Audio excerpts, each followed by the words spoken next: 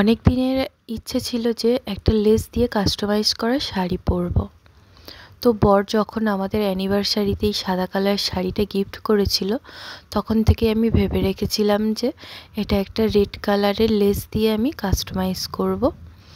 তো আমি আঁচলের দিকটাতে আমি মেপে নিচ্ছিলাম কতটুকু আমাকে লেস বসাতে হবে।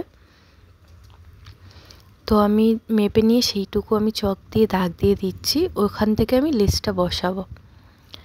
তো আমি প্রথমে ভেবেছিলাম যে এই গোল্ডেন কালার আর রেড কালারে দুটো দিয়ে বসাবো। তারপরে অনেকে বলল যে শুধু রেডটাও ভালো লাগবে, বড় সেটাই বলল যে তুমি রেড কালারটা বসাও, রেড কালারটা শুধু বেশি ভালো লাগবে। এটা আমি অষ্টমীর দিন সকালে পুষ্পাঞ্জলি দিতে যাওয়ার সময় পরবো বলে বানিয়েছিলাম। তো কেমন লাগছে জানিও।